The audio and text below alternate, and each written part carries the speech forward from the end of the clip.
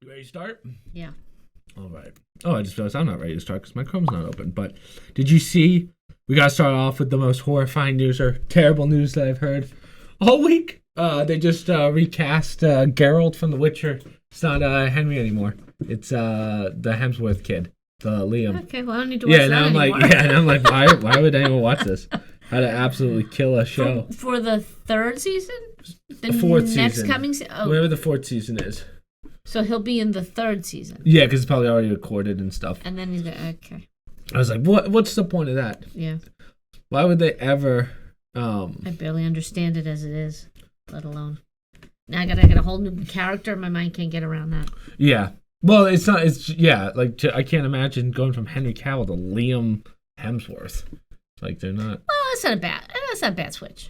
It's not, but like you can't. That's just a tough character to switch. It's the main guy, and now after 3 seasons, you're in. Look at what happened to The Walking Dead, which is a bigger show. Remember, they killed off the main character, and no one watched it anymore. Right, it was kind of getting tedious. Nobody cared anymore. This is essentially killing off the main character, but they're not killing him off. That's the thing. They're swapping. Yeah, they're just swapping him off, but it feels like they killed him off. Yeah.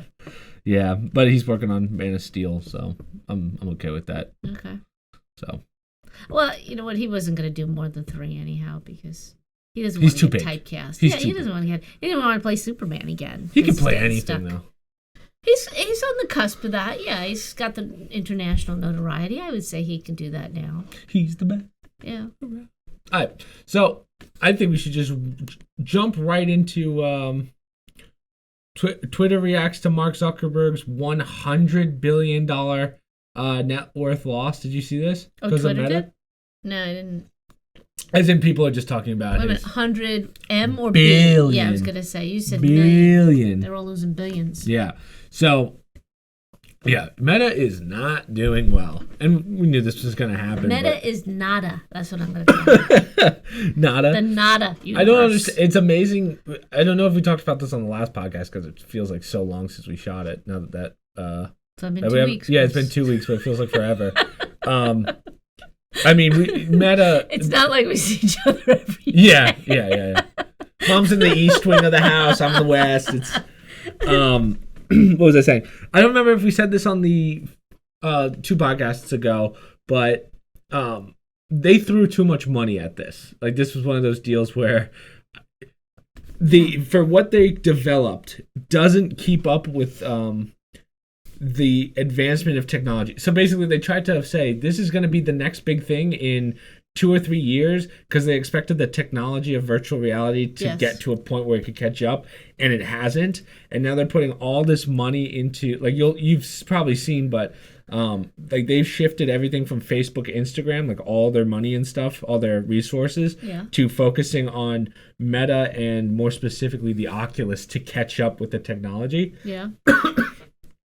$100 billion is a lot when it comes to net worth. Now, one of the things that people always ask, and I think you can kind of explain this a little better than I can, but like, why is Mark Zuckerberg's why is his net worth affected by what Facebook does? Like, because he owns a stock. Yeah. Okay. So that's what a lot of people don't understand. That when we talk about these huge billionaires, even Elon, Bezos too, when you see that net worth, right? That's your equivalent total sum of everything you own. If you own more than 50% of Facebook, which I'm sure he does, and say that's $5 billion, if the stock goes, it's more than that, but $50 billion, if the stock goes down, his net worth goes down. So a lot of people think like, oh, how come his company sinks and his net worth sinks? Well, like, people don't understand how that works. Right. Well, so net worth is technically all your assets minus your liabilities, which is anything you owe. Right. So oftentimes, even multi-billionaires will borrow to do purchases because there are tax benefits and they don't want to use other cash for other reasons. Especially when you're talking that much money. Right. So, but technically, when they borrow to do that, that gets deducted from their assets because they owe that to somebody else. With the thought being, as your asset increases, you get the value, you can pay back what's owed for that asset. It's called leverage. But it's, so when these guys have stocks, bonds, whatever, in these companies, mainly stock, if the market value goes down, I'm sure they still have assets. I'm sure Absolutely. they've liquidated some of those stocks over the years. They bought I'm sure houses, they have bought 8 cars. or 9 houses before. Yeah. Yeah, I'm sure they and portfolios up the yin yang. But the point is, when you own that stock and the stock goes down, and you're the primary owner, you take the biggest hit. Right. So that's why when billion-dollar network, when you see someone lose $1 billion, or it's usually in their stocks and their not their asset. Like if he has $150 billion, he probably only has on hand cash wise is probably like 10, maybe 12. Right. It's usually because the rest is all in stocks. Yeah. But if you were to guess, it's probably a decent. I'm sure don't get me wrong, when you you're still have talking $1 that billion much money, cash. I'm sure he has other companies that he owns, Absolutely. other stocks and whatnot. It's just really they base it on the value of Right. that company, and if he's a certain number of shares, which is in the record, how many he owns, and this is what they're worth, this is what they were the day before. You do the math, and Right. he That's has a what huge you- loss. But by the way, as we discussed, so do a lot of pension funds who bought that stock. So do a lot of individuals who went out. So do a lot of banks that own that I think stock. the biggest mess up, or one of the bigger mess ups that they did was they merged everything under Meta when they probably should have waited for Meta to be its own thing, and then if it did well, move Facebook over, because now Facebook and everything, Instagram, they all get affected by that. Well, yeah, So. sometimes that's what they do, but Yeah. that falls into the realm of when you structure deals. Like, what's the best way to do it? Do you Yeah. do it as a subsidiary and break it off? Do you start it as a small startup, and the parent company funds it, and the startup pays the parent company back? Or what they did was they kind of phased out Facebook and turned it into Meta. Yeah, they 'Cause just I mean, if you still type they in bet Facebook, the ranch on it, put it that way, and it Yeah. just isn't going to happen. and my guess is when they did future planning, so based on records of how Facebook and Instagram were doing, they could basically have a vision of how Meta was going to do based on that, and it wasn't even close. So Yeah, they do really a dropped the you ball do a on business plan, and you Yeah. put out a mission statement and where you expect this company to go. And, that. Yeah. you know, It's not going to go up anytime soon. Like that's you know what I mean. I I'm don't not think too it's. worried about the little Zuckerberg children's Hanukkah this year. I think they're still going to get a couple Oh yeah, electric yeah. He's cars still. under the tree. Yeah, I'm sure he's still a multi-billionaire. Yes, but he's not. Not he. I mean, the company Meta is not going to do very well for the next 3 years. And the question is, this is the real test to see how a huge company like Facebook tests against time, because I don't think they're going to do very well for the next. I don't think Facebook's been doing much. I don't know that it's been growing in the sense that Yeah. nobody uses it. As It far as I flatlined. know, your age group doesn't use it. Yeah. I never was a proponent of it. I don't know. I think the reality of a lot of people wasting a whole lot of time on Facebook is coming into reality, and even like older generation, when you sit down and look in the mirror and say, "What the hell am I doing?" I think the only thing that Freaking saves them Facebook. is the fact Kinda that they sad. own Instagram, because Instagram's still pretty big. Yes, that's true. But it has been having its problems lately, where they honestly they kind of secretly did the same thing that Elon wants to do with Twitter, which we'll talk about in a little bit, which is they tried to get rid of all the botting, so the amounts of bots, and now a lot of you'll notice within the year, those people that were getting 50,000 likes on stuff and 50,000 views quickly goes down to, no exaggeration, like a couple hundred. It's a Right. huge difference. So, Well, it's interesting on a smaller scale. When I used to do commercial lending, it was very risky to lend money for restaurants. Yeah. You know why? because restaurants are always taking losses. They kind of work on a loss. Why do they always take losses? Because the ROI on a restaurant is like 5 years or something. well, no, that's even worse than that, because restaurants tend to be the new thing, right? So how many times are you going to go, especially higher end restaurants? People don't usually go there every week as like the diner type of thing. Yeah. It's a one-off, and then the next hot place opens up, and then the next hot place, everybody goes there.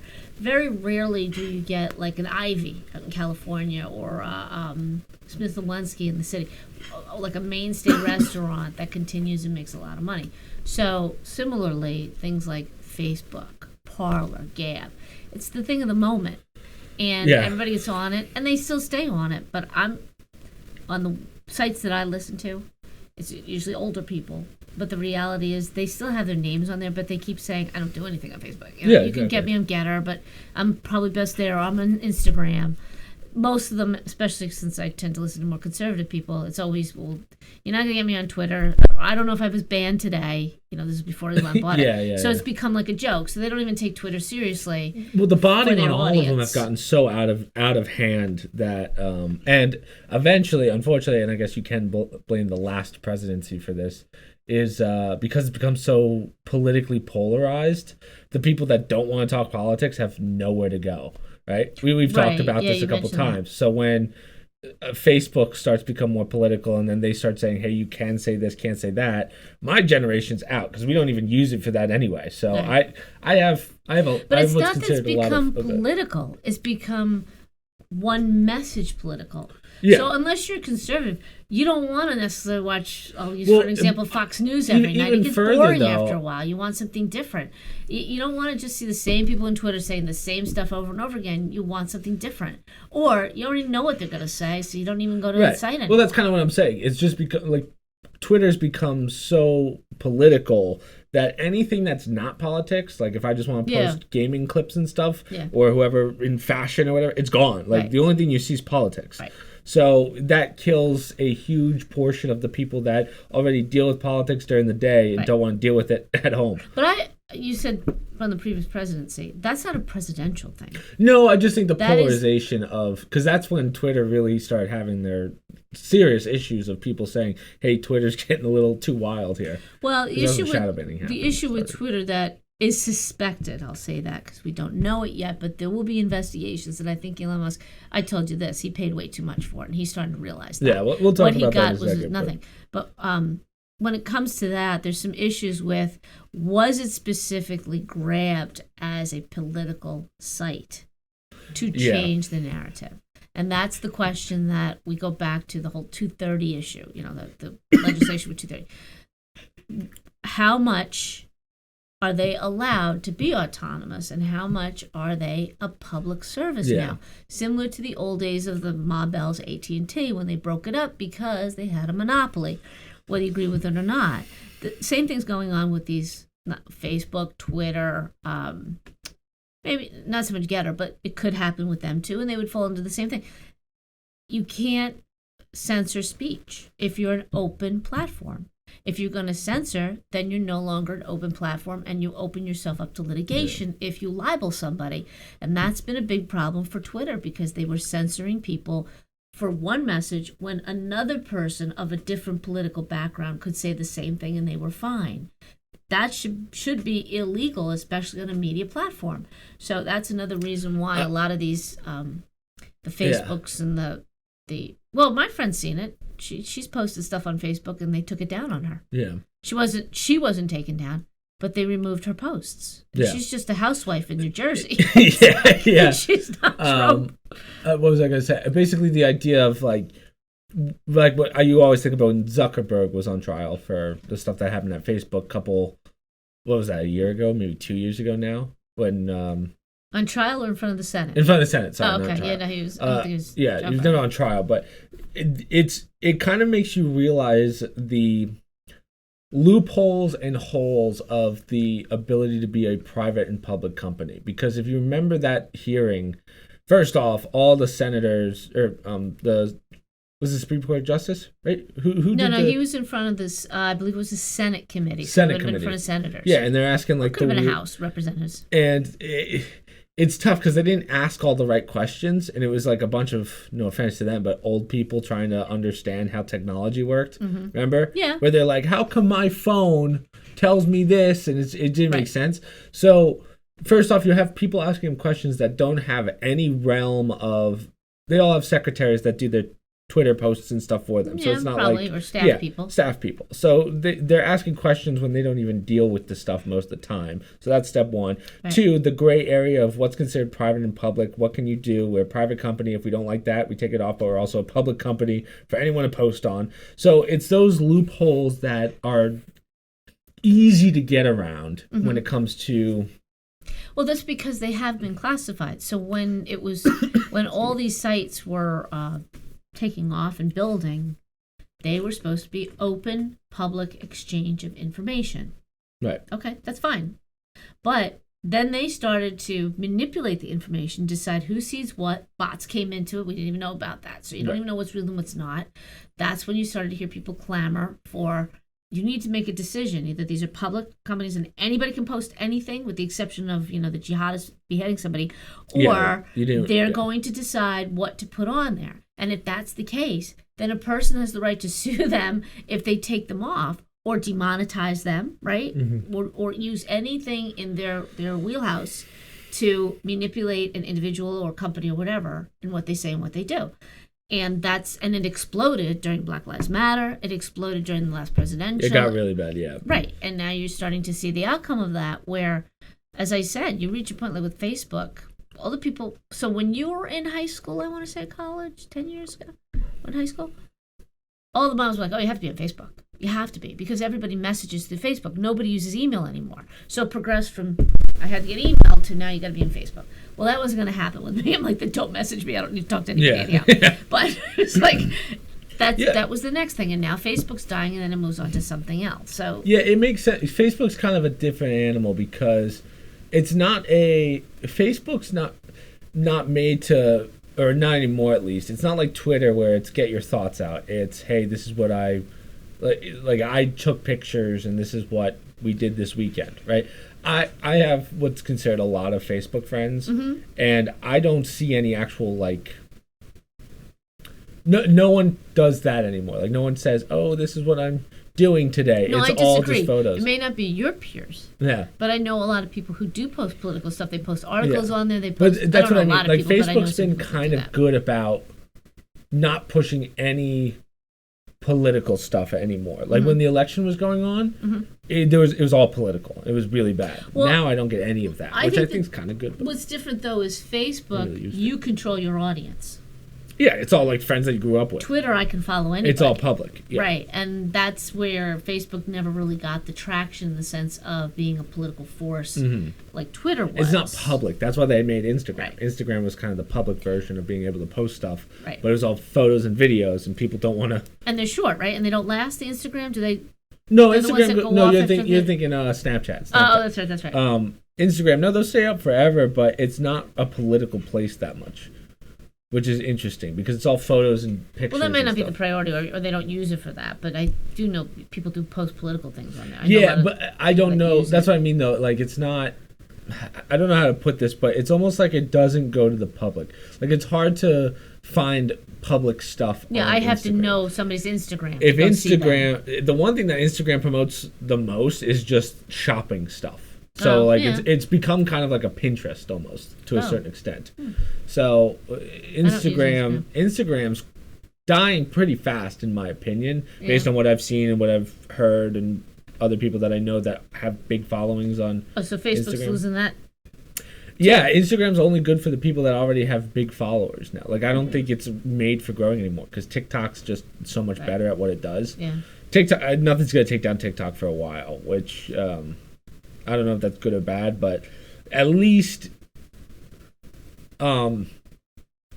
it's so hard because we compare them to each other, but they're really not similar. No, they're not to me. And what I know of TikTok is you just throw it out there. It's everything out there. It's completely randomized. Whereas Facebook, which is good. It's more you contact somebody, you have your friends, you post something.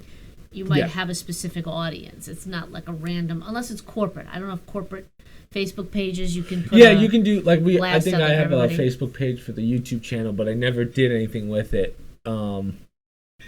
because at that point Facebook wasn't really good for what I was doing. So there are public, and then of course like a month later, Facebook Gaming comes out, which is getting shut down pretty quickly. Yeah. So yeah, Facebook's hurting no matter how you look at it. Yeah. But what I was saying is. Facebook's had problems with just like flubbing numbers. Like that's another one that they're known for, right? Because here's how Facebook works: is it's one long feed. So I can scroll down for hours, and it's just one long feed. It doesn't separate the things. So like the reason Facebook Gaming feed on what, one particular person or site, so random or feed stuff on too. Anything? It can feed on anything, right? Yeah, so it's just like So, but the problem is how they flub numbers is like, let's say I'm scrolled at the top of the page, but there's some video down at the bottom that I can't see. You have to go through like 100 pages down, but because it's one whole page, it counts as a view. I'm not viewing it, but it's on my page. So that's how they flub their numbers. Gotcha. Yeah. So I think, and that might be the only thing keeping Facebook alive because they can trick ad revenue that way. Oh. See what I'm saying? So, your video got this many views. Yeah. In reality, it didn't. Right. So I think that's going to help them try and make up this money, yeah. to be honest. But I don't know. I really don't know what's going to happen to Meta because losing that much money, and I don't think we've ever seen a company of this size plummet this hard. Well, I don't think we have. Tesla's gone down. Hundreds of billions of dollars. Hundreds of billions? Yeah. Just recently. But I think the only caveat to that is I trust that Elon's going to make something at Tesla that's going to bring it back. Like the Tesla phone comes out pretty soon. Cybertruck, which, again, that's been delayed a lot. But at least he's doing something, whereas Meta really doesn't have. Yeah, and their one product that they've put out sucks. Yeah. So I don't know what's going to happen. You can all I ever see is an avatar of him.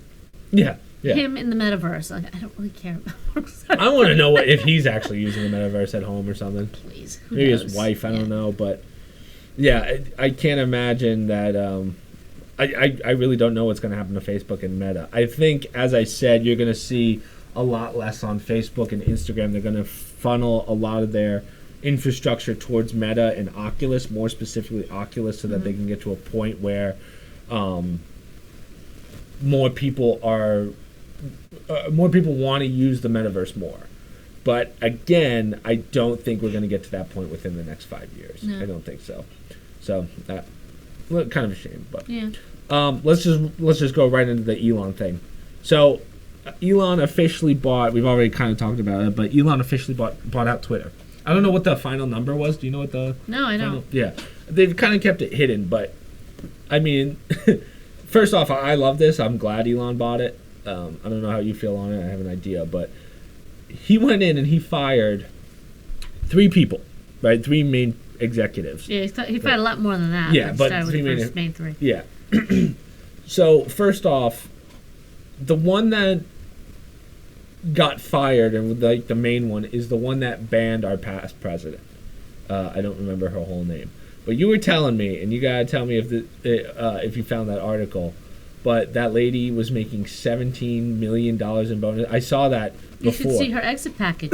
Yeah, well, right. All the executives got fired. So before you go, oh, that's mean of Elon to do. Between the 3 of them, it was like $184 million that was given to them when they left, which is insane. Yeah, I mean, usually executives at a higher level, they get exit packages based on. But what people aren't talking about is if you look at that lady's credentials, she had nothing beforehand, goes to Twitter as an executive, and then had a $17 million yearly bonus at Twitter. How crazy is that? Yeah. Can you imagine?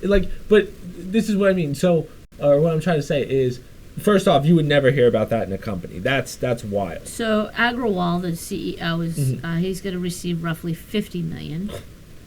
The chief financial officer, Ned Siegel, and Vijaya that's God, she was head of legal. Policy and trust. I think she was on Rogan with Jack Dorsey. He's getting $37 million. She's getting $17 million. 3 other major. Yeah, I don't know if they ever listed her annual salary. They must also. Oh, so the 17 was an exit package. I was told she had a salary that was $17 million a year, but that's what I saw. But if that says otherwise, let's just. But she definitely. This one's talking about the exit package, and that's what she got for the exit package. But. The problem is, again, we have to start looking at I hope Elon looks at the credentials of all these people and kind of makes it a little public in the sense of, like, why were these people executives? Like, maybe the CEO deserved it. Like, I don't know what his thing was. But for that person to have no background and basically go right to legal, you have to remember, many of these people, I don't know about her specifically, they got in at the startup. This was just an idea around a kitchen table. And it was just a bunch of friends or a friend of a friend, or they knew somebody, or they heard she's up and coming in the legal media world. That's I don't know. But they happen to be there at the right time, and for that reason, they get in when the stocks was nothing, and they're still working there, and now the stock goes through the roof. So that's how many of them. I think, though, we are going to hear a lot about the infrastructure problems at Twitter, thanks to Elon, which good. I want them out to I want that out to the public. That should be to the public of how bad we've been getting screwed for the last couple of years on Twitter. But besides that, the big things that Elon has to do if he wants Twitter to be better, right? We have to get rid of the bots. We got to unban everyone who's been banned, and just make it an open platform, an open public platform, and not dictate. If he could do that, I mean, Twitter's going to decimate Facebook if Zuckerberg doesn't get his shit together. Right now is the time to kill Elon. Time to go for the throat. But as we said, he's lost a lot of money on this too. This deal was huge. His Twitter one, which he can't afford, but I forget. Let's. I don't necessarily think he was looking to make money on the deal, right? Agreed. I think he was trying to. Let's look at this in a benevolent way. I think he saw the power of Twitter, for good or for evil, and decided that he wanted to turn it around. It was a challenge for him. That's my guess. The value of it, and when he started to uncover just how weak a platform it is, I think that was shocking, but he was already so far into it that he had to. I'm going to look at it a different way. I think what he wanted to do was he's pretty big on Twitter, and he's gotten bigger since he bought out Twitter. So anyone who's like, oh, everyone hates that Elon's on Twitter, that's not true. It's just small people that are getting a decent amount of likes. Like every post he does is like 500,000 likes, which is a lot. Most people don't hit 100,000, so 500,000 kind of goes to show that we're going to see an influx of people come back. But what was I saying? Oh yeah, the reason that he bought it, I believe, was because he loves it and he knew that there were problems. I think he wanted to build his own platform, and he realized how hard it was to even compete with Facebook and Twitter, especially based on past things that he's done. Right, or just start from the ground up. Yeah. Why? When you have one that's So it was easier when he could just buy one that's arguably failing and one that he uses the most. He probably said, hey, why not? Let me just try and buy Twitter. Yeah. And he bought it for $44 billion, which I saw. I know everyone's like, but how can he not afford it if his net worth is, what is it, like 250 or something, 250 billion? I don't know what his full net worth is. But yeah, it's. I think I have high hopes for this. For the next year, I think Elon's going to be able to fix a lot of the problems that Twitter has, but it's going to be stuff that we don't notice until probably about a year or two. So getting rid of all the bots, the influx of bots, the ability to make algorithms that will make new accounts to like things that fit certain agendas. I hope everything just goes goes public, honestly.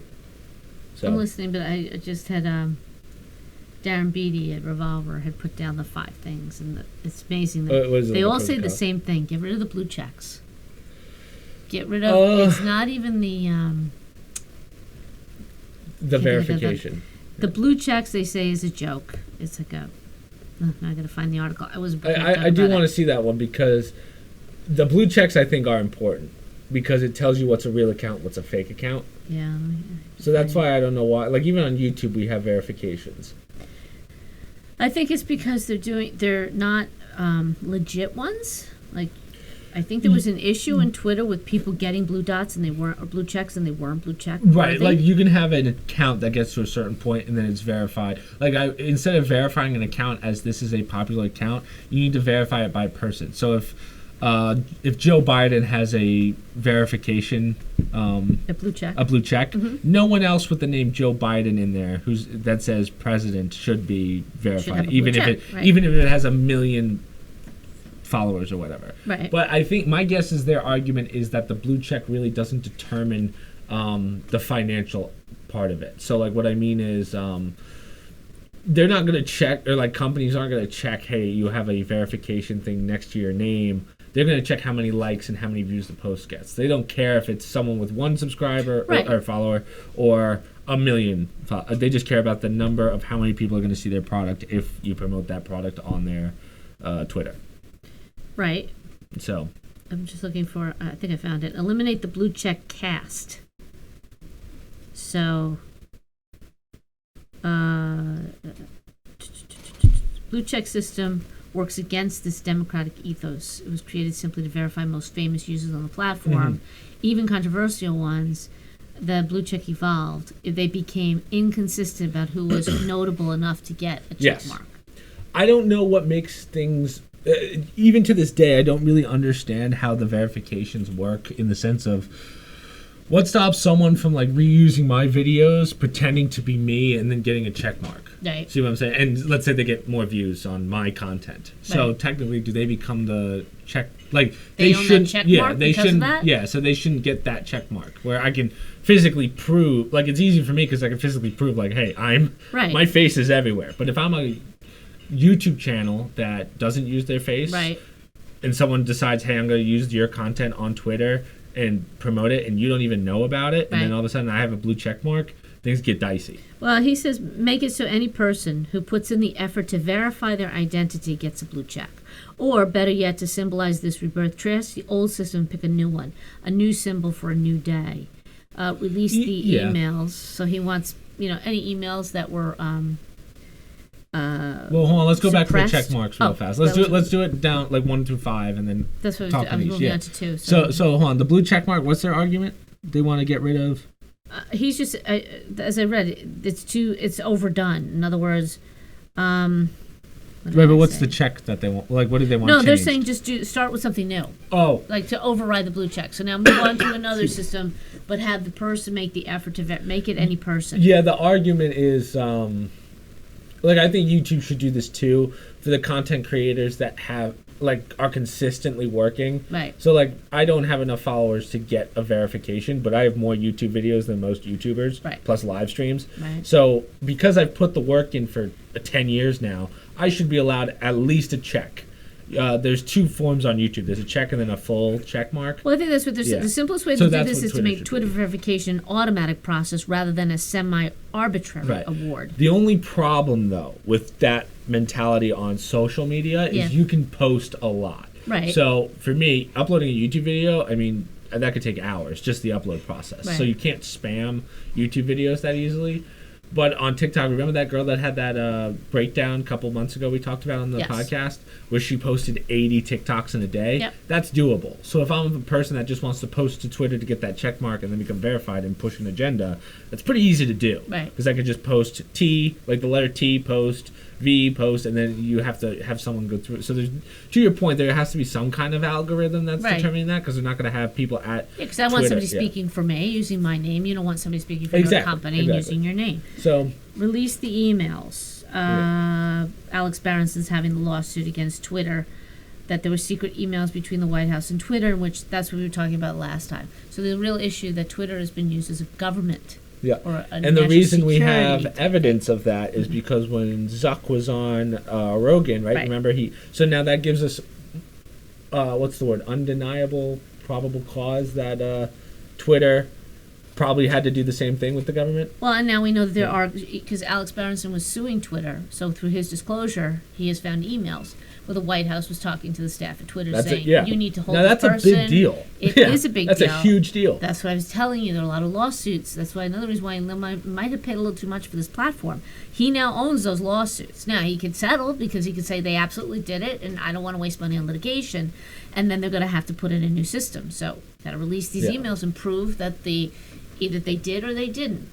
Our government was using a media as their own personal weaponized source. I'm also interested to see, little side note, I'm interested to see if he somehow manages to bring Twitter to Tesla, like put it under their parent company. That would be pretty smart. Yeah, I don't know how you could do that, because remember, you do have stockholders and board directors and stuff, and there's limits to what you you have can to do buy in a out the corporation. stocks, right? Right, you would have to control and so hidden censorship. Make Twitter 2012 again.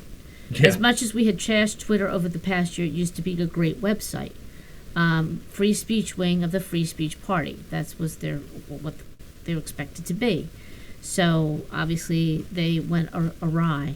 We think you will agree with us on the answer to that question. The question was 2012 some doomscape of hate crimes and terrorism, misinformation destroying our democracy, or was it, for the most part, better than the current situation for speech and public discourse in every way? So in other words, you got to take the good with the bad if you're going to have a free speech platform. Exactly. And this, I believe they've been setting everybody up with that, with this grievance situation, with the whole intent of saying, we're going to censor what we think is good and what's bad speech. And old school, anybody who believes in the idea of America, guess what? I've told you, I'm not a proponent of hate speech. Obviously, I don't like hate speech. Yeah. But hate speech is an objective term. And because I say I don't like President Trump does not give people the right to say that's hate speech because you don't like a president, we're taking you off. Mm-hmm. That's not right. That's not free speech. Yeah. It's unfortunate because you're going to get the nut jobs out there who are going to do anti-Semitic comments. You got to have people that do. I wasn't sure if you want to talk about that because we'll talk about that after. People then can express things that are not pleasant. And, old America was tough-skinned. New America is, unfortunately, too many snowflakes are running things, and they're not the majority. And it's not helping on these media platforms because you're shutting down voices. And it's tough, especially in a place that's supposed to be unbiased. Yeah. Right? So you can't have people running it who are biased one way or another. It doesn't matter which way. You should never have biases. Right. I think there's a good argument that... or don't tout yourself as a free speech mechanism. Well, here's the other thing, and I said this at dinner the other day. Since Elon's bought Twitter, you see all the people that are complaining are all political people on Twitter, right? Now, these people, all these politicians, whether right or left, are saying, hey, I don't think I can be on here anymore now that Elon bought it, right? Which, you're just proving Elon's point. Right. You've literally just told us, hey, we're okay with the censorship. You don't have the freedom to say what you want anymore, or you do, and you can't have people. Now people are going to be able to fight against what you say, and you don't like that, so you're jumping ship. Right. You've basically screwed yourself. You basically just proved that Elon made the right decision here. Right. And then to put the cherry on top, did you see?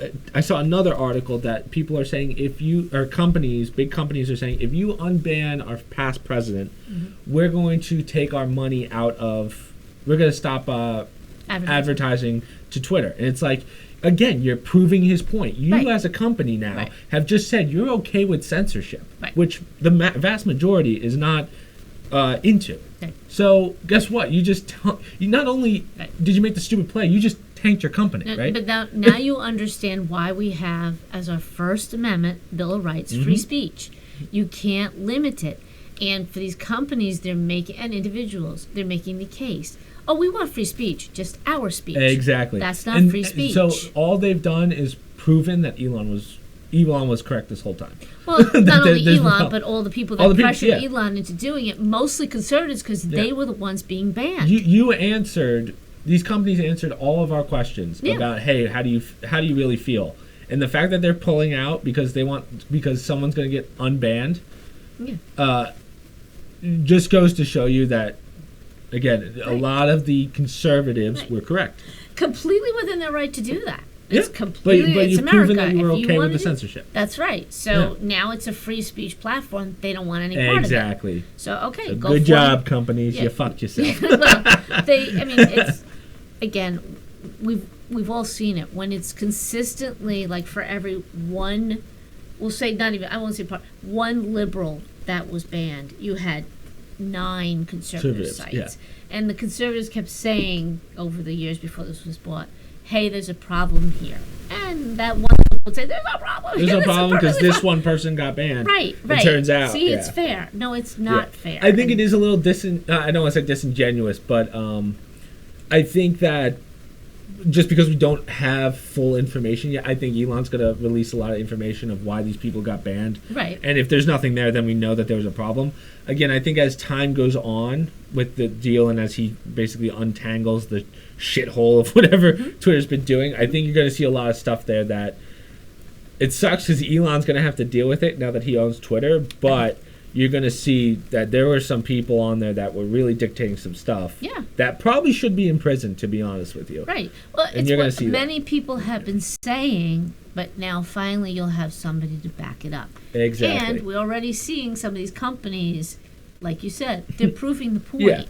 That's exactly what a particular group, I'll say conservatives because they're the ones that have been saying it. And you also have some liberals, to their credit, who are saying it, you know what, you can't do this. You can't call yourself a free speech platform and start taking people off. And then toe the line of, well, we're public, so yeah, you can't change your idea just because it's something you like or dislike. Right. And I think it remains to be seen how much Elon can do, but sometimes it's as simple as just get rid of the people who are doing it. Yep, agreed. And once they're gone and you have a policy, and I also think you're going to see some legislation come through. They have to do something because Democrats as well as Republicans were both on this about a year or two ago before the whole Ukraine thing started.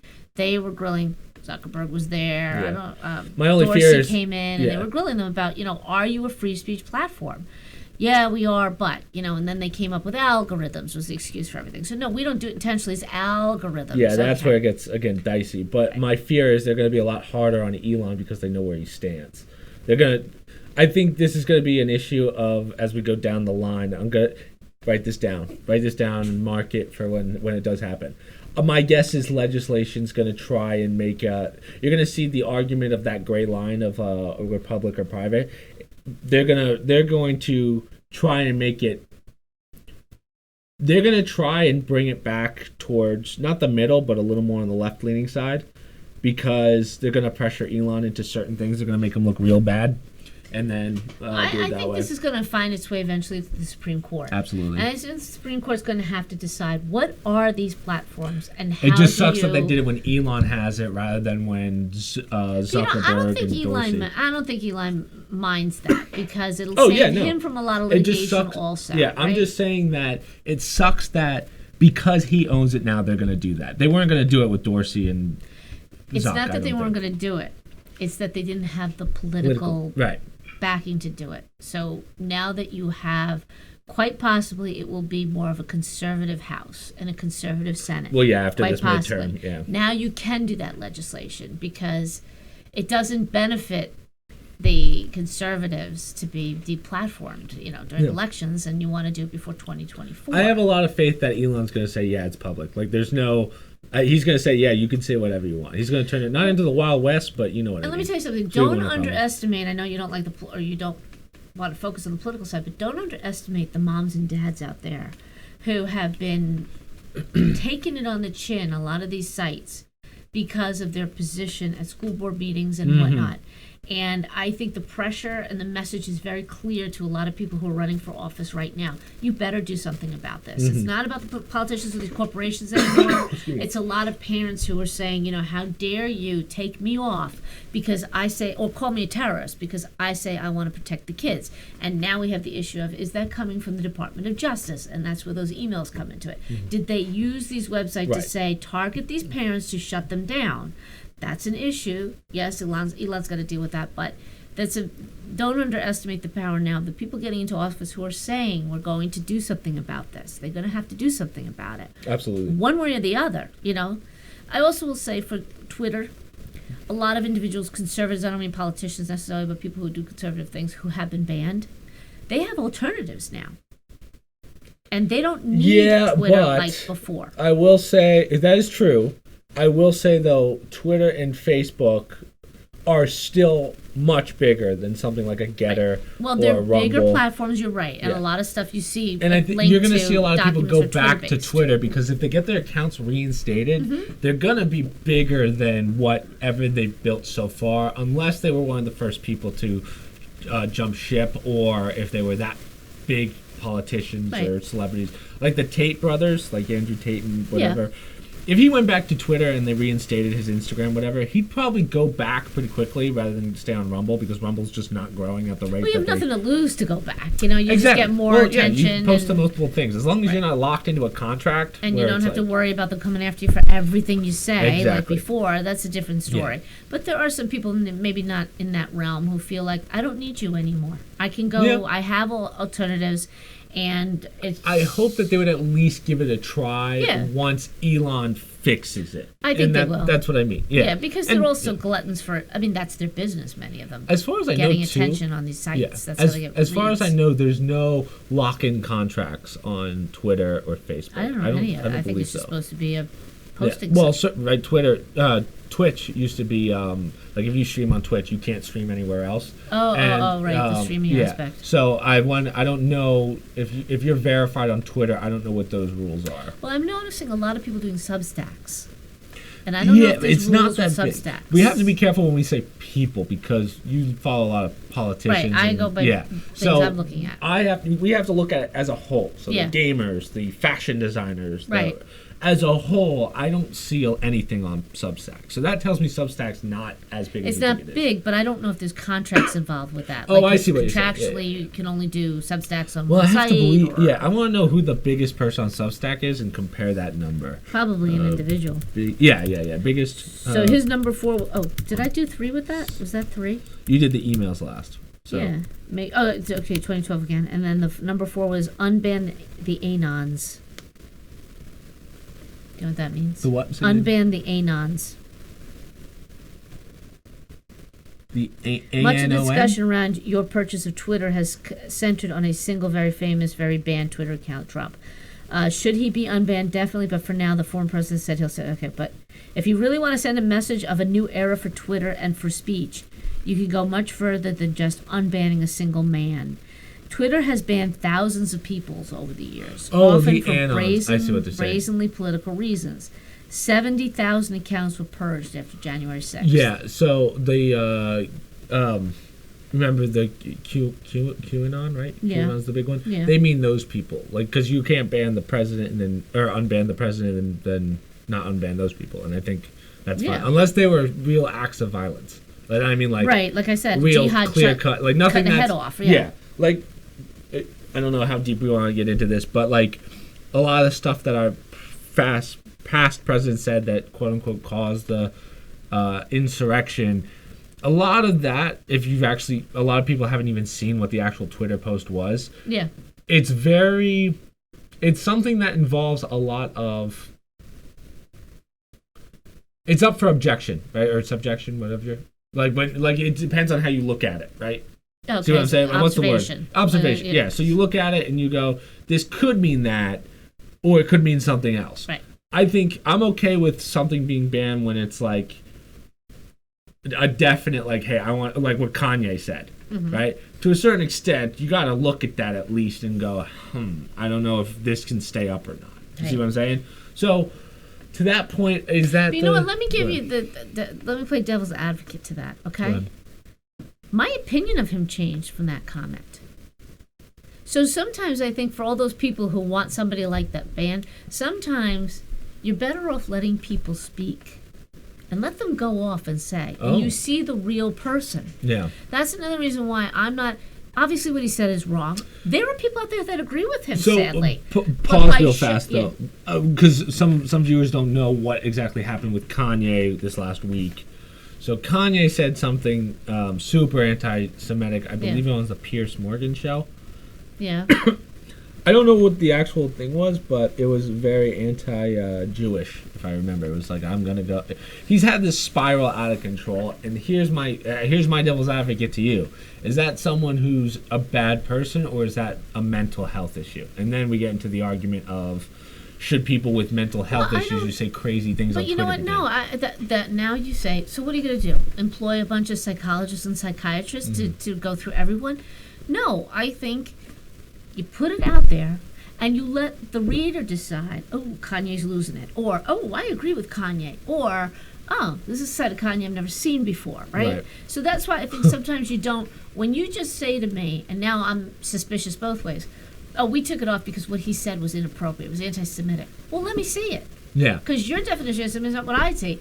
And some people will side with Kanye if they didn't see the comment and say, well, they probably did it to him purposely. Now, I know the comment was put out there, and we're using him as an example, but I'm of the other opinion. Give me all the information from everybody. Oh, absolutely. I'm with you on that. Yeah. You know, and it's almost, again, it's the powers that be who are saying, well, Chris, you can't tell the difference between anti-Semitism, so we're going to tell you what it is. Exactly. Yeah. No, you don't have a right to do that, and you have to assume, though based on our education system, I'm not so sure going forward, that the public is educated enough, or we should be educated enough, to make those kind of decisions for ourselves, right? Absolutely, yeah. I'm not denying that. But for what Kanye said, right? I mean, he's losing. I mean, I don't even think he's a billionaire anymore. I think he lost like 100 plus, no more than that, like $500 million in assets and stuff, or not assets, but he's lost all of his deals over what he said. And I believe, and again, this is close to a quote, so it's not me saying it.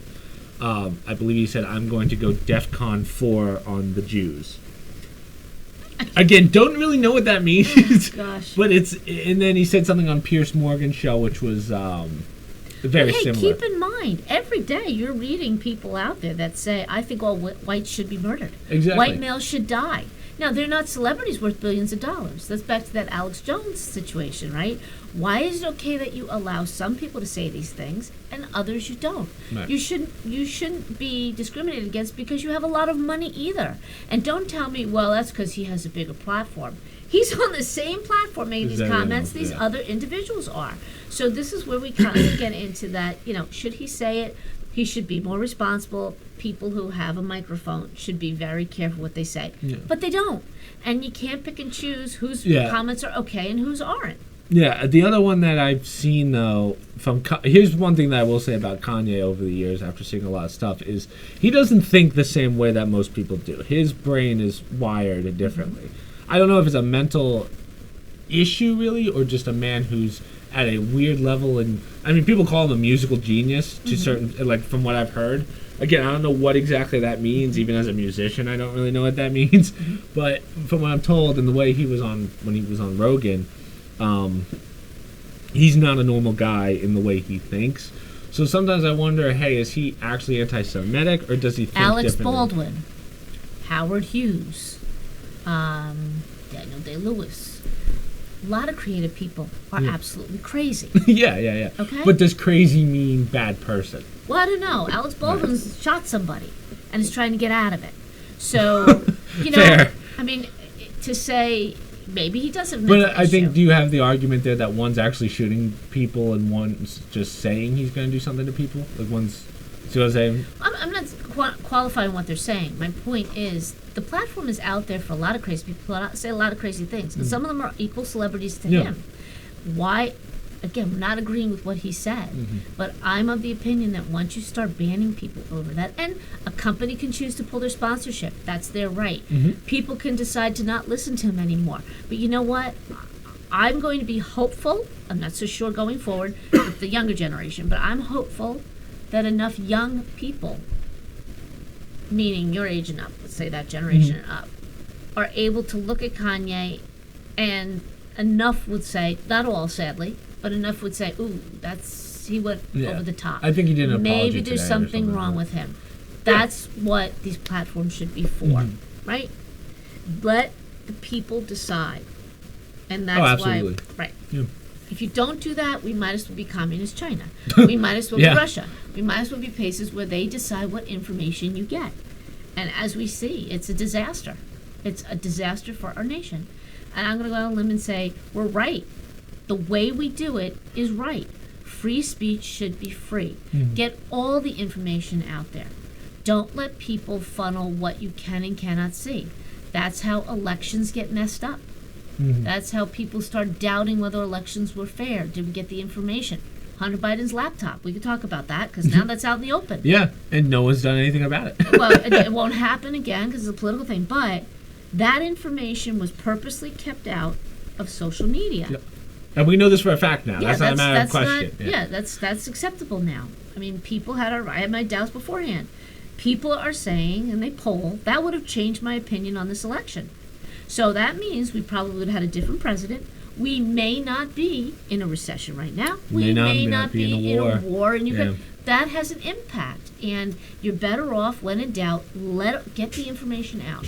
Once you allow people or governments to suppress information, you're not allowing people to make the decisions of themselves. Yeah, That's you right. can't. But we as humans want to make connections in the sense of put two and two together, right?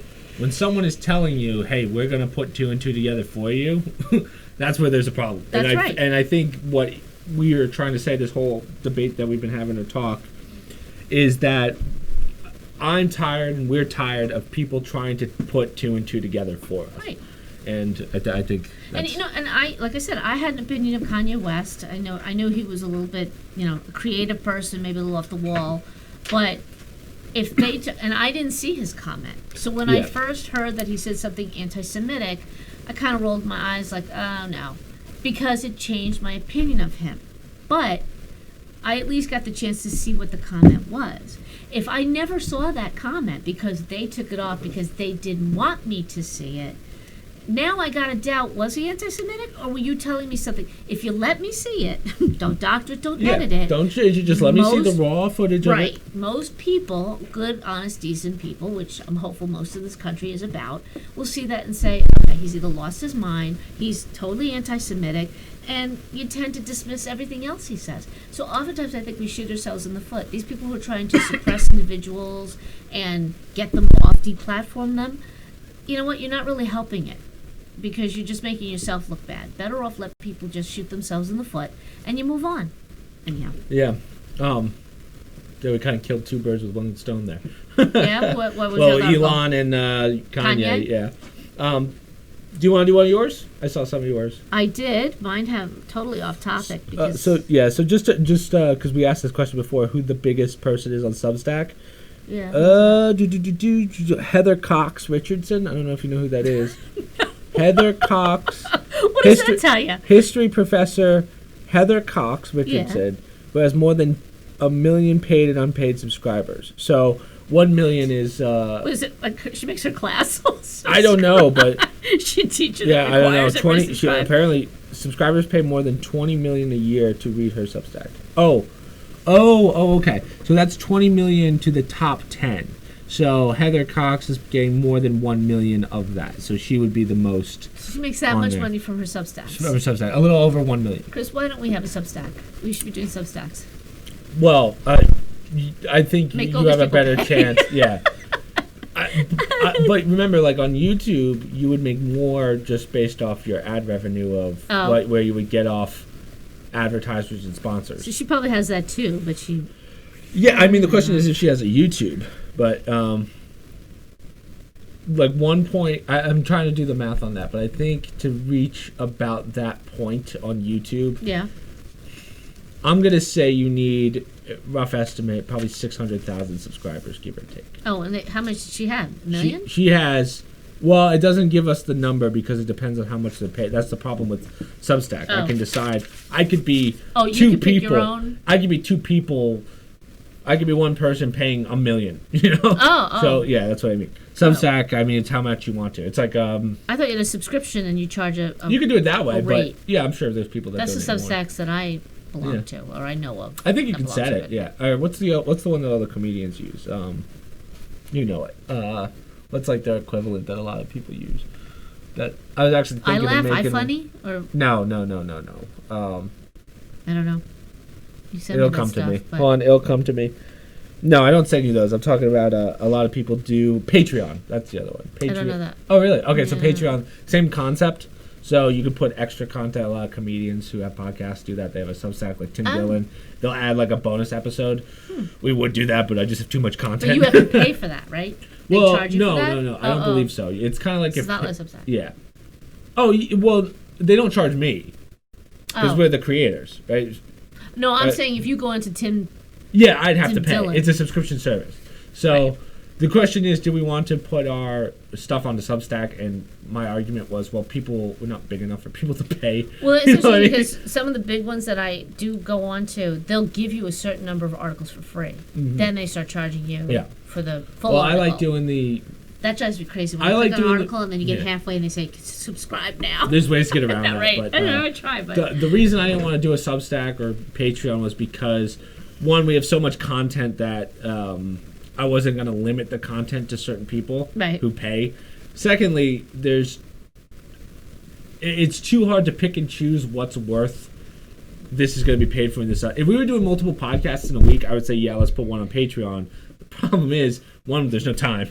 Two, we're all doing different things, so it would be impossible. Because it would just be immoral to charge people for this knowledge. Yeah, exactly. Yeah. That's why we put it on Spotify though, because at least we can spread it. Priceless amount of information. Yeah. Getting here. But if podcasting was the only thing we did, like I did, then it would make sense. But because again, there's so much content, we can't do it that way. It's just a terrible way of doing it. Between that and social media posts, which I mean, every day we have. If I was to total them out, that's 10 social media posts, about 12. You do that. Yeah. So it's too much to make people pay for. You need a pancake team. I'm at that point. You need the team.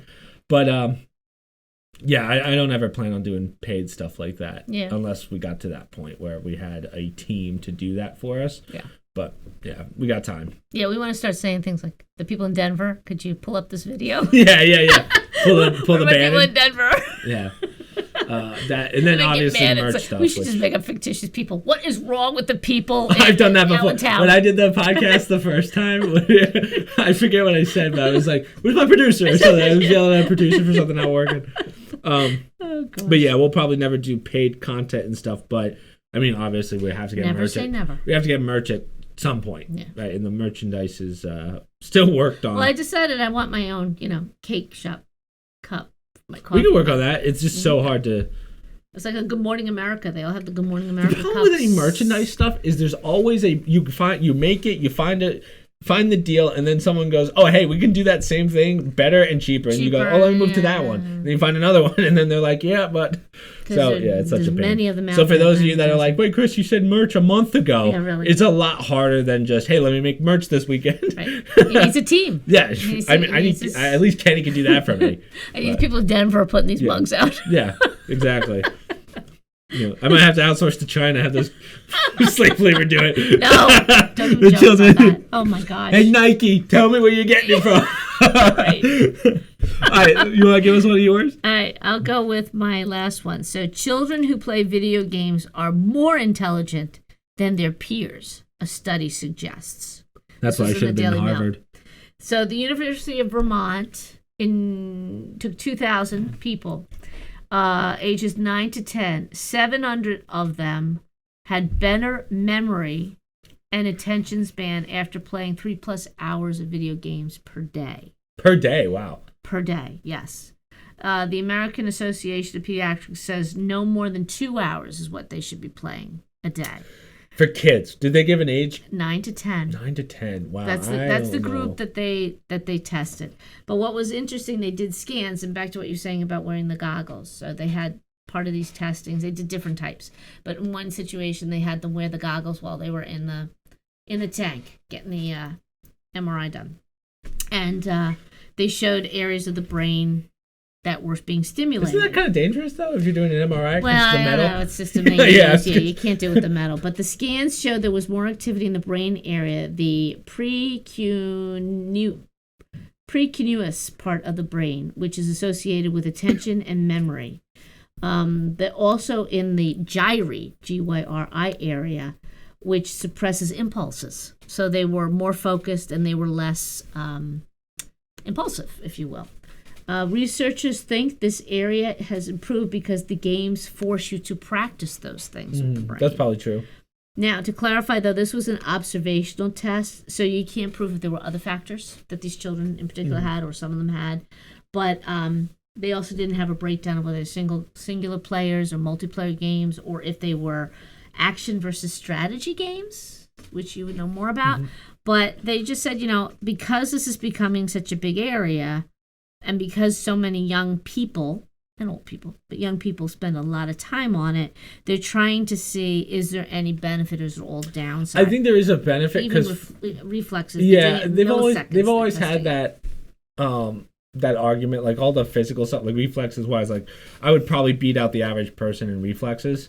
Yeah. Because I mean, one for video games and sports, doing sports and stuff, being athletic, but I think the one that always gets me, and I've brought this up a couple of times, but what's interesting is the puzzles and games relate to real life in certain aspects. Yeah. And do you remember that's strategy? There was a long time. Well, it would be considered puzzle games. Strategy that's like chess. Like if you were a good chess player, same concept. Oh, so, I thought strategy would be like the puzzle games a lot too. of those is no. Not strategy. Action. Strategy is considered like StarCraft is an example of a strategy game where you're controlling multiple units, like Warhammer, the one that Henry Cavill's into. Yeah. That's a strategy. That's because you're controlling troops, how to flank Like, what's the best course of action to take this unit? Should I be concerned that the samurai sword is down here? No, that's from I was watching. What's going on down remember here? Bleach? That show I was telling you comes back? That's that sword. So I was like, oh, yes. Bringing it down. While I'm watching, I'm like, no, as I was saying. But a long time ago, you and I did a puzzle game. I don't remember what puzzle game it was. But a long time ago, it was one of the Da Vinci games or whatever. And there was a puzzle that I know you could do in real life, but for some reason in the game, you couldn't figure it out. Okay. It was a light puzzle. Do you remember this? When you say you mean me specifically? Yeah, I made you do the game. Oh, okay. I made you try and figure it out because it was so. Yeah, I've done a couple of those. It was a laser puzzle. It was the first one you and I ever did together. I don't even know what game it was, but it was a laser puzzle where you would bounce reflective lights off, and it was very simple. Okay. Right, like if I give you that in real life. You call me a moron? Well, I remember I didn't understand why in the game you didn't understand it. I didn't understand what you were doing, probably. Yeah, but if I gave you that in person, I know you'd figure it out in seconds. So I think, I think there is something to kids playing games and understanding stuff in a game and relating it to real life, like in the sense that you can do both at the same time. Well, yes, we do know that people are hardwired. So the younger generation, like Mike was quicker picking up computer-related things than you and Kenny at the same age. Because his society, he's been around it more, right? And they call it being hardwired towards that ability. That's why, like, elderly people, they were not around this, so they don't understand the basic concepts or just they're not as comfortable in that world. Some are, but they tend to come into it later. Whereas the youngsters, you give them an iPad, they figure out what to do. They don't need to take a course like my generation has. Yeah, I don't know what that is. It's a generational thing. You just around it, so you get more aware of how it works. So agreed, but I would also say that it's also I know that there's a certain generation thing to that, and like kids are getting iPads younger. But just because you get an iPad at a young age, is it that the brain's developing faster, or is it that I'm trying to put this into words, but is it that they are smarter at figuring stuff out, or is it that there's almost like I don't want to say evolutionary thing, but is it that things are being dumbed down to understand things better? Do you see what I'm saying? Like, working on a computer versus an iPhone. iPhone's very easy, right? Well, everything is relative to the time frame. Mm-hmm. So for some things people, get easier. like your grandmother, she has a hard time with an iPhone. Yeah. Right? She can do basic stuff on a Mac, but for young children, everything around them. So you were not as exposed to much when you were at Mike's age, or when you were young, in terms of it's around you all the time. Everything's a touchpad. The TV now, you got to go through all these different things to get apps and whatnot to get to what you want to say. Right. So it's just a whole world around them. Refrigerators now are computers. TVs are computers. My toaster can play Fortnite. Right. Think of a car. When you sat in the car, you'd throw the radio. That was it. Now little ones in a car seat are seeing, the Apple Play right up there, or everything's a push button in a car. So it's more as we evolve as people, not individually, but as people. The younger generation is coming right into the world of electronics, and they're hardwired. That's the term some psychologists used years ago. They're becoming more hardwired to this stuff. So for me to do a game on the computer, if I did it every day for a period of time and got used to that environment, I'd probably get more comfortable and you'd understand it. Or feel easy, cut through the computer side of it and get right to what's the puzzle. Like you said, I could probably do it easily outside of it. It's just that because it was in that domain, it took me a little bit longer. I'm not as comfortable in that as you are because you're around it more and you've grown up with it. Right, but I just thought that was so interesting how if I give you that exact same puzzle in person, you'd figure it out in seconds. Right. But for some reason, you didn't get the concept of what was happening in that game. Right. And I couldn't understand why. Yeah, maybe now since I've been around computers more, maybe I would have a better chance. You'd understand, right? But I'm not necessarily saying it's better. I don't think kids are smarter because of it. They're just I think it's it's a developmental thing. I think it does help the brain develop in certain areas. But yeah, I mean, it's not gonna help you in real world as much as people think. Like, yeah, I think the best thing you're going to get out of any video game, besides the thinking aspect, like a strategy game, you're going to develop the brain. Right. But reflex is really the only other thing. Well, when we listened to the Kevin Hart podcast with Rogan, he talked about exactly that. He was driving his car and his phone ran out of juice. And he was stuck. He didn't know where to go. He had no map. He didn't bring a map, didn't know how to use a map, didn't know what to do, pulls over and he goes and he charges his phone because he was lost without it. No critical, not to insult him, but we never had that stuff. Right? You guys didn't really have it when you were younger. You now have it as adults, but even I now rely on that. If I didn't have a map, would I panic and get, crazy or didn't have a phone? Probably not so much my generation as the younger generation because you guys are so reliant on that. So that's why I say the more electronics isn't necessarily good for you. You have to be able to figure things out without relying on that. Like, how do I turn off a TV if I don't have a remote control or basic things like that? Some TVs don't even come with the buttons anymore. I know. Which is, God forbid you lose that controller, that remote control. Crazy. I know. Yeah. All right. So what is this plastic recycling, a failed concept? Yeah, that's a short one. Yeah, we can plow through these real fast. We're already at an hour 10. Yeah. The plastic recycling, so for all the time we have spent wasting, when I was up visiting your grandmother, she said to me, oh, we don't recycle anymore. I go, what do you mean? She says, one garbage can. She goes, no, we don't need to recycle. Apparently they don't bother anymore. Just throw everything together. Well, now we know why. The scam that is recycling. So all the bottles, apparently they have there's many categories of plastic, but the two main ones are your water bottle, soda bottles, and the jugs for the milk, right? That's the only thing that they really bother to recycle. The other stuff, they just don't even bother. Really? And of all of that, only 5% of it is actually recycled in 2021. So you had 51 million tons. This is, I think the difference though here is, this is talking about waste products, right? In the sense of, if Tesla uses recycled certain things, right? So I guess so. Yeah, so I can't believe that this is like the government funded recycling, right? No. There's only whatever Tesla uses, they don't go out and collect it from homeowners. Oh, I see. Yeah. This is what homeowners give to recycling. So this is their 51 million. Well, I don't know if it includes corporations to recycling. I feel like 51 million tons of the plastic from these bottles, right? No, I'm sorry.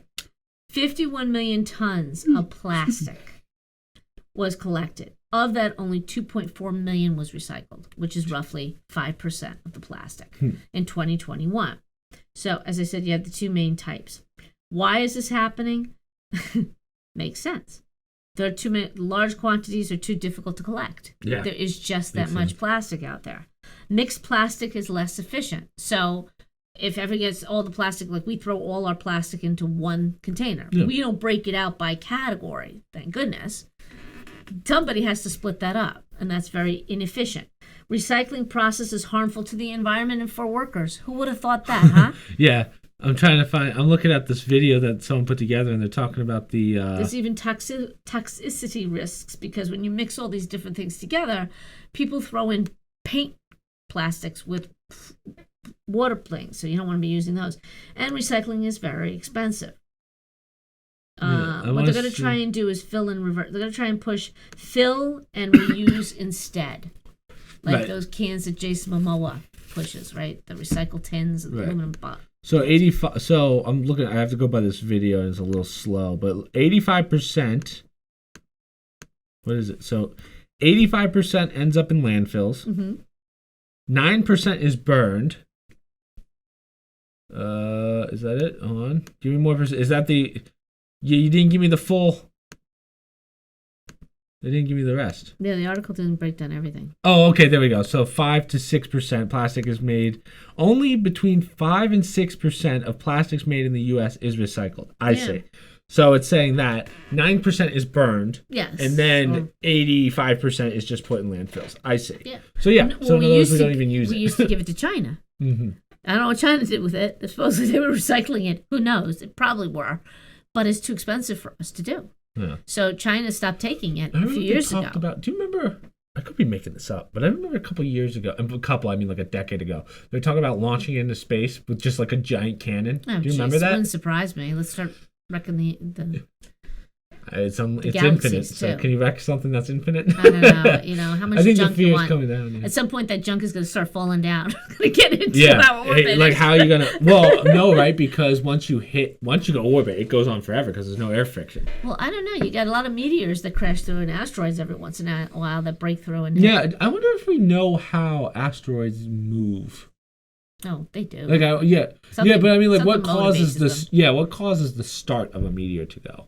Well, I think aren't they always moving, like collisions Well, in they space? have to start at some point. Yeah, but I right? think they collide in space if one planet hits a star, hits the this. Is that how that works? Yeah. Well, I'm not a physicist or Yeah, astrophysicist. my but, space knowledge is very limited. they don't cover a lot of that in high school, and Yeah, because they know that that's an interesting topic. Like, how do you?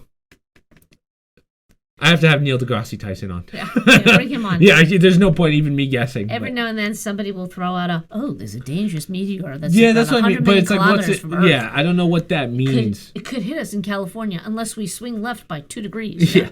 All of a sudden, everybody's like, "What?" Yeah. One religious one, it looks like Santa's grave. It's not religious.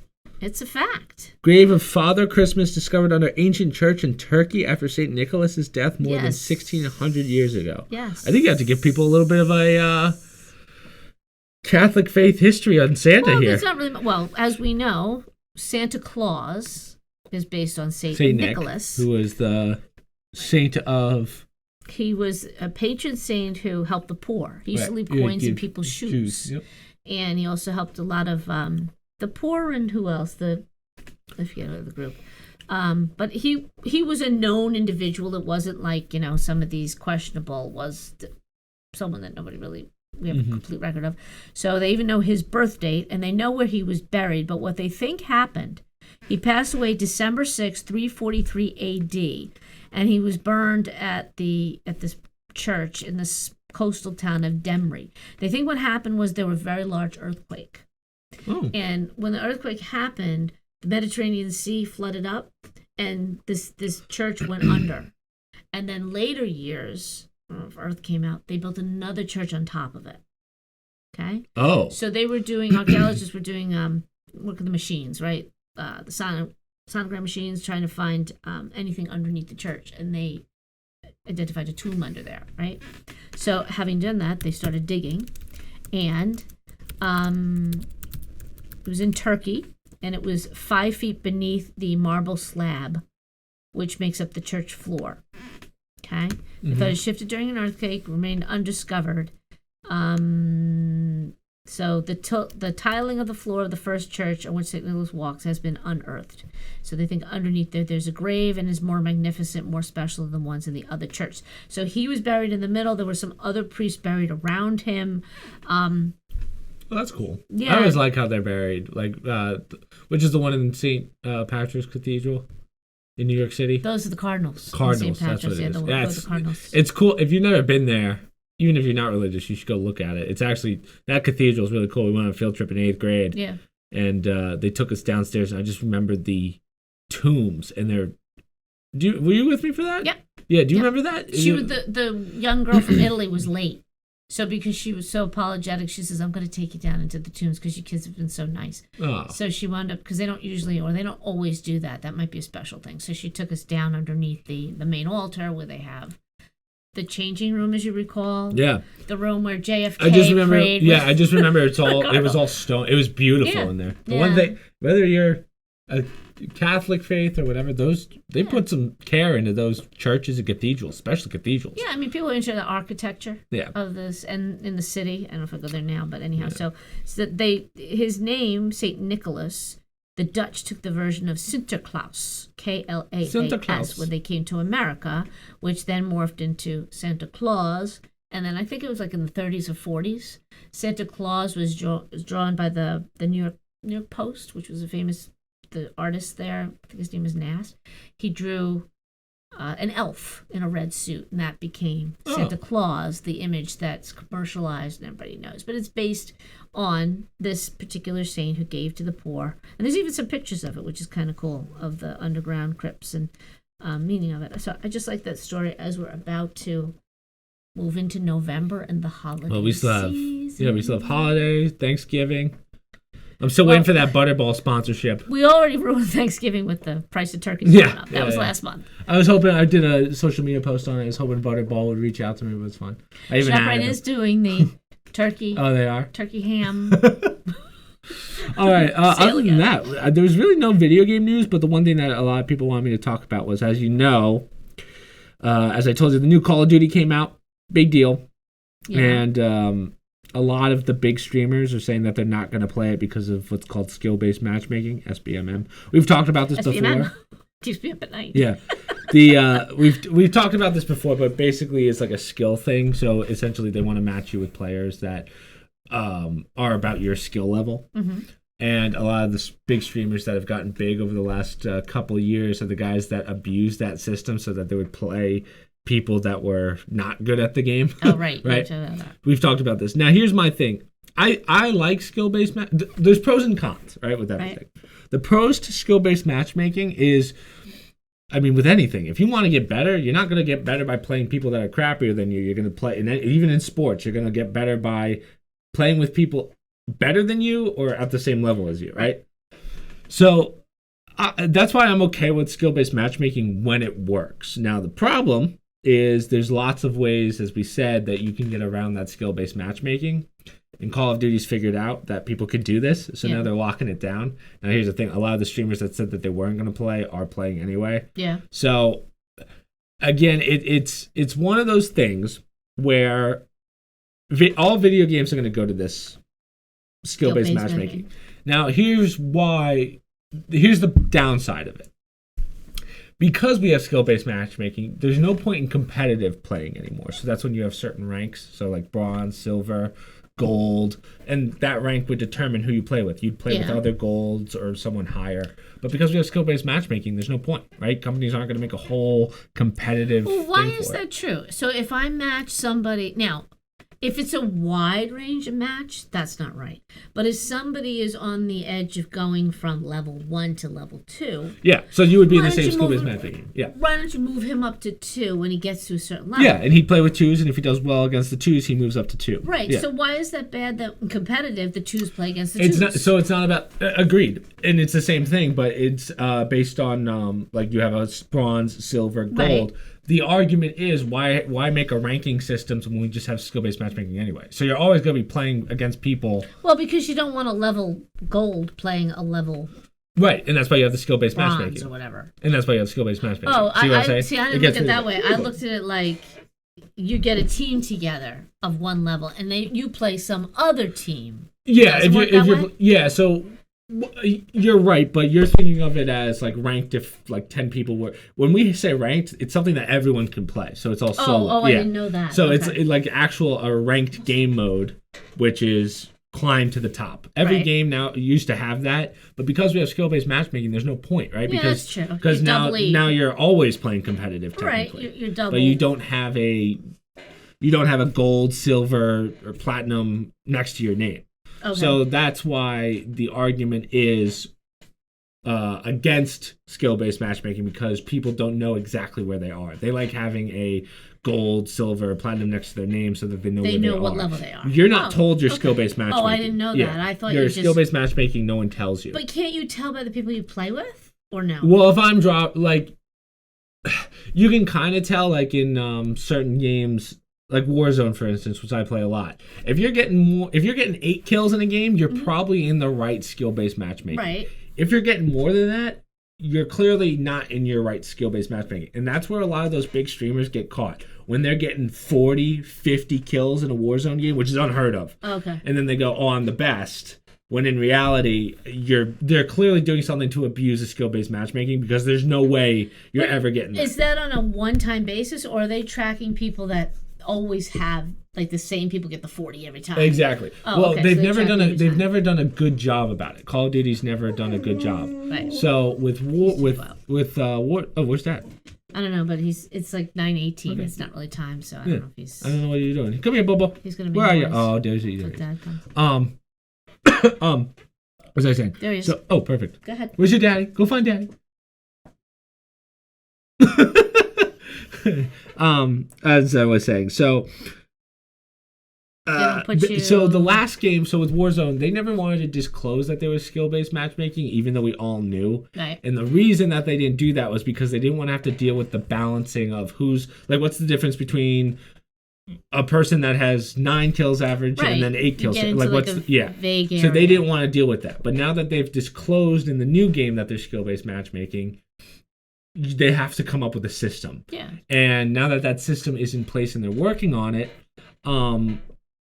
a lot of the big streamers who are averaging these crazy amount of kills aren't going to average those kills anymore. Oh, yeah. Right? Yeah. Like, no one, 40 in Warzone is unheard of. But that's fair, though. I mean, that's Absolutely. what you want. That's why I'm all for it. Yeah. But the argument is, you're not, because I can't drop 40 anymore, I'm not that entertaining anymore, and people won't watch me. It's a selfish reason that these streamers come up with, but to me, it's if the reason people watch you, and this is a whole different topic, isn't because you're good at a game, it's because you're entertaining. If you're just good at a game and you're not entertaining, yeah, your entire business model just fell apart. When you say entertaining, you mean banter entertaining or banter. type of kill entertaining? Banter. Like, right. Okay. Like So it's not even Tim the about... Tap Man isn't anything fantastic at video games. Gotcha. But he's a funny guy. Okay. Yeah.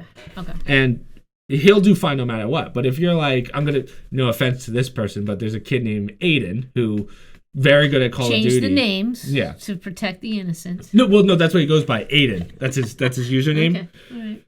No offense to him, he's not very entertaining as a person. And again, if that ever goes to him, I apologize, but I think he knows what I mean. He's kind of dull and boring. So if you have skill-based matchmaking, and he'll do fine, I'm just using him as an example. If you have skill-based matchmaking and he's not anything great anymore because now he's playing people in his skill level, what happens to Aiden? Right? Well, let me ask you something. Some people don't... You're doing it because you stream and you entertain, but some people do it just for the competition, don't they? Yeah, they like the people that still stream. Yeah, kill. Exactly. So like that, and the argument is, why should a dad or like a mother or father, I shouldn't make it male exclusive, works all day, comes home and just wants to play some video games. Right. If with the skill-based matchmaking, at least you can play with other people. Right. The problem beforehand was you would go up against the kids that's parents let them stay at home whenever they want, and then you just get shit on after you just got shit on at work by your boss. So they're making fun of you. Some pimply-faced kids making fun of you. Basically, yeah. So that's why I'm pro skill-based matchmaking. Now, the second question people wanted me to ask was, this is the first year, right now that the PS4, the Xbox came out, games are $70 now, which is $10 more than before. And I said this when I did the first video. Call of Duty is bi-yearly now. Inflation. Yeah, but they were going to do this even before. Like, they talked about this years ago. And games used to be 40 back when the GameCube came out. Now then it was 60, and now it's 70. Which we talked about this yesterday on stream, but why is it that technology advances and everything else gets cheaper, but for some reason video games, iPhones, and everything somehow gets more expensive? Yeah, real talk. Anyway, no, more goes into it than just type of product and the audience. So the argument was, I'm not going to pay for it because it's $10 more. Here's what I'll say: because this is the first Call of Duty that's bi-yearly, we usually get a new Call of Duty every year, which they've been getting shittier and shittier. Yeah. This is good now that we have 2 years. So the way I see it, and tell me if I'm crazy, because it's every 2 years, you're essentially paying $35. And then because you're going to end up... I've done that. So that's what I've done that with a pair of shoes. I wear 5 times. It gets cheaper every time I wear them. Yeah, so I think in that regard, it's worth it. They're already having a lot of issues. Like last night, none of us can play together because they're having server problems. And Matt Sprague was real close to getting banned. You have to sign a new... when you get logged in, it's like, you will be kind to others. And come on. And Matt's like... the first thing Matt goes is... First thing Matt says is like, fuck you, bitch. And we were like, well, Matt's going to have to pay another $70. But that's the other thing. If you get banned, you have to pay another $70 for a new account. They take you off altogether? Which I'm okay with. I think there is something to that. I don't know the limits of what's going to get you banned and what doesn't. But yeah, I think it is worth it, the new Call of Duty. I do think the last one was a lot better. The last Modern Warfare, we just had Modern Warfare 2 come out. Okay. So the last one's better multiplayer-wise. Campaign was phenomenal for the new one. I don't remember the first one. But again, you're really only paying $35 this year and $35 next year. So it's actually the cheapest Call of Duty we've ever had. When you That's look how at it you look at it, right? Now, what they are going to do is they're going to add DLC next year in November. And I don't know how much that's going to cost, if they make that cost a year from now? So you get to chat about that for a year? Oh, yeah. This is going to last us the next 2. Right? So we have multiplayer Warzone. So Warzone 2, which is the one I play with all the viewers. So that one I have to bite the bullet on. You play the same one every time, same type of game every time you... No, not every day. I'd blow my brains out. It's crazy. Yeah, no. We play tons of other things, too. Right? We have God of War coming out this week, which that's huge. But But yeah, so again, I think it is worth it for those of you that were like, Chris, is it worth it? I think it is. Again, the campaign's really fun. It's short, but it's pretty decent. But multiplayer, once they get the servers fixed, it's definitely going to be fun to play with friends. And then we'll see how Warzone does. I would wait till mid-November, which is when the first season comes out. Here's the other downside, just because this is my... So you always have a beta for a game, and then they release it to the public, so you get to try it out first. Yep. And then they say, this is the beta, it's not the final product. Now, what really makes a lot of people... Do you have to pay for the beta? No, beta's free. Sometimes you need to get keys for it, which you can get in Twitch drops or something. So they offer you the beta? Yeah. Certain people I got it through Uncle, but... Okay. Because past things. But so I got to play something before beta, which is an alpha, and that allowed me to do a movement. Like, I got to test the mechanics of the game. But besides that, what was I saying? The one thing that I really hate, and a lot of people feel the same way, is they did this beta, they got feedback for the beta, and then the game releases, we pay the $70. Again, the campaign was phenomenal. No problems there except for some crashes here and there. But the multiplayer feels like it's still in beta. They only released certain things. So... Didn't change much? Yeah, someone brought out a good point. Would you rather pay for a beta? Like, I forget how they put it, but they were like, I feel like I paid for a burger and the meat's not there yet. Right. I got the bun and everything, but I already paid and you have the money and now you're going to release it whenever. Right? You're going to give me that meat patty whenever. But so they didn't change much to the beta. They didn't change much, but there's too many problems to say that this was a full release. Like the fact that we couldn't join each other yesterday, and when we joined each other, it would crash. Yeah. Like Alan quit at some point. Alan was like, I don't even want to do this anymore. Wow. Yeah. Must be bad. Yeah. Alan's pretty patient with stuff. So Alan's like, I don't want to play this. I'm going to go play FIFA. So you don't get your money back, or you can't complain to them well, somehow? you already paid. You have a certain amount of dollars. Oh, yeah. They're getting shit on Twitter like crazy. I was going to say, you can't. That doesn't seem like here's the problem. And someone said this. Great. I wish I could shout them out on TikTok because that's where I saw it. But this is becoming the new standard for video games where it's you paid the money, you did a beta, we'll fix it as we go. And that was never always the case. It used to be, this is the game, this is it. Most of the time I didn't do updates because it was finished. Yeah. Problem is, now we're at the point, as I said, these Call of Duties have been getting worse and worse. Yeah. I feel like I paid for part of a game that's not finished yet. Right. And now we have the battle passes, so that's why I said wait till November till the first season comes out so that everything's there. Right. So I feel like I paid for a pre-release. Right. Yeah. It's like buying that first car that comes off the brand new type of car. You got to give it a couple of years till they get the bugs out. Exactly. Before you put money and into that's what. And the sad thing is, I wouldn't mind, but this is the standard now for AAA games. Like God of War, when that comes out, I know that's going to be perfectly done because it's been 5 years that they've been working on it. Right. Like the last one was a masterpiece. People call it the last. But I think that gamers start to realize certain like this particular one that has all the glitches. Do you not get those anymore? Like that's a very good point. But here's the problem. And with the bi-yearly, now this is bi-yearly, wait a year, you couldn't do that because the newest one would come out. And with Warzone spanning over 3 games, if you didn't have those 2 games that came out a year later and then another year after that, you were at a disadvantage for Warzone that came out 3 years ago but lasted 3 years. Oh, geez. Right? So because you have that spread, you can't wait a year if you like Warzone. So they plan all this. This is not... There's a certain point where people have to start asking questions. Yeah. That's a lot of money for some people. Exactly. And that's why I'll say that it's tough. You can't go anywhere else. Like, you can't boycott a game if you're going to play it eventually. Right, they know that. They know you guys are going to go for these games. And between Call of Duty... I mean, I don't even know what the AAA games anymore, but between Call of Duty, Battlefield, which is kind of their direct competitor, and then Fortnite, you can't... I can't put Fortnite in there, but like, no, you don't have any competition, right? And the real competition of AAA games are doing the single player games that will be flawless. The problem with the single player game, once you beat it once, you don't have to touch it again. Like, I'm probably going to finish God of War within the first 2 weeks and then platinum it. Then there's no point in playing it anymore. Unless it's a Souls game. If it's like Elden Ring, it has replay value for years. But don't underestimate the fact that these video game producers, they know this. yeah, They people study this market and what you guys will and will not tolerate. Absolutely. And that's why the only thing that's going to change is if enough of you say, guess what, we're not doing it. Well, they had until you get the two big bugs out. flops this year, which was Halo, which I'm sure you've even heard of. I've heard of it. Halo flopped incredibly hard Yeah. to the point where people don't even trust the company anymore. Well, that's what I'm So saying. that's the real gonna kick in the happen. face. Right. Call of Duty definitely toes that line of people are going to leave and people are going to stay. It's definitely at that point. The other one is Battlefield. Battlefield tanked real hard. And then they improved it with updates. I don't know where it is now, but that was a huge flop as well.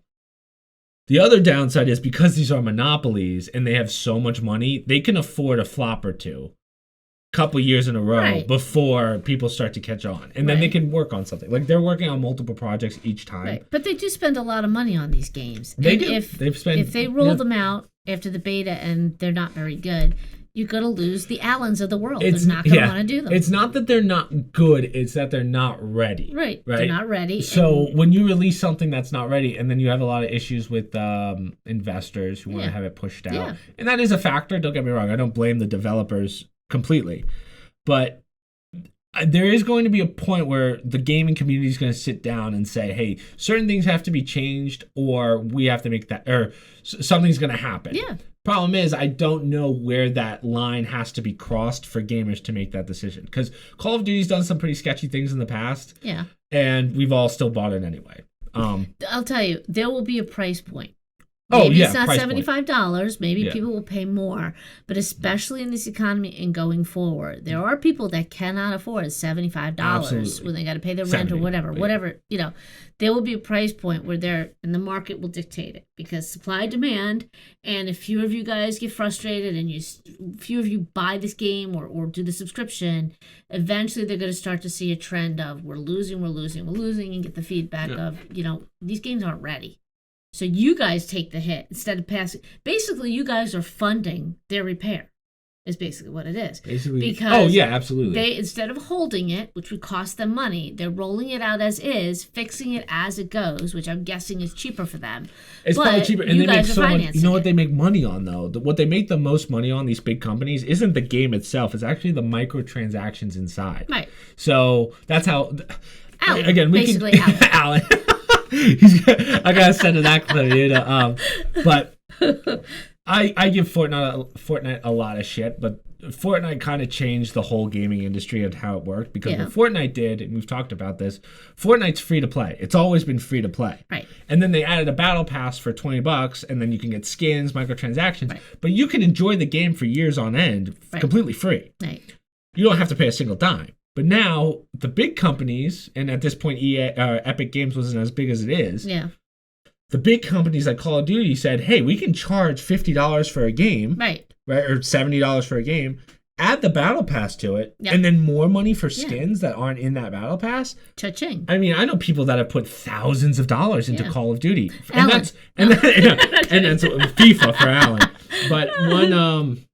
But I wouldn't mind that if Call of Duty lasted 5 years. Right. It's every year you're putting in thousands of dollars sometimes. It's a business. Yeah. So people willing to pay you're gonna see this. I'm very curious to see what GTA 6 does. Remember the leak? Yeah. I wouldn't be surprised if they go towards the microtransaction rate. I think a lot of AAA games are going to go that way. But that's my point. There's going to be a price point where you can add all that stuff, but if the stuff is not ready to go, I think the tipping point. Audience, the tipping point is when the battle pass costs the same amount as the game. Yeah. Which they've tried doing that before, and the justification is they don't release it on the same day. They release it like 3 months later, which you should have the money for a whole new game. So just spend it on the battle pass, right? Right. Or the other eventuality, I think that's a word, is you're going to get to the point where, we're just going to add the battle pass to it, so it's $70 plus $50 the day you get it. So instead of having to pay the two separately, just pay for it all at once, and then we'll just give you the whole thing. But you can't buy it without the battle pass.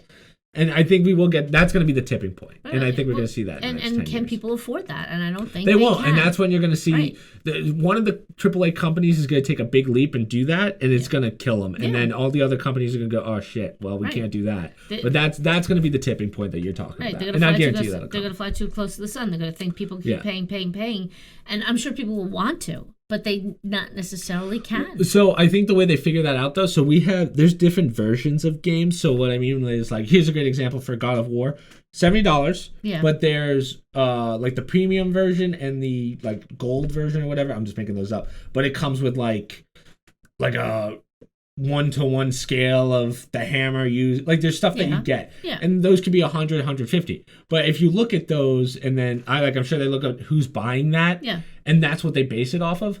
There's no way people are buying that much stuff. I mean, God of War might be a little different because it comes out once every 5 years. Right. But Call of Duty, there's always like a $120 version of the game. Yeah. I want to see how many people are actually buying that. Right.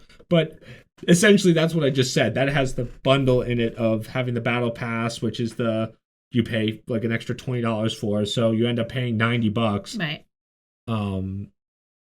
And again, it's one thing to pay the $90, but then if you're telling me it's not really ready, and then they're doing all the glitch work, on your dime. So in other words, you financed it with the money you paid plus the $20. You financed them to work out the glitches. What did you pay for that? Yeah. So I just paid you for the beta again. Exactly. Yeah, with a couple more features. Right. Now, again, I do trust that Call of Duty will iron out the bugs within the next month, which I'm okay with. The problem is when the company doesn't iron out those bugs, and that's what we saw. Like you said, a common. That's what we saw in Warzone, right. And a lot of people jumped ship, and Warzone became not a failure, but like people didn't trust the company, so they moved to other games. Right. And luckily I never had that problem. I didn't bother with the bugs. They had a real hacking issue. That was the real problem. But they figured it out.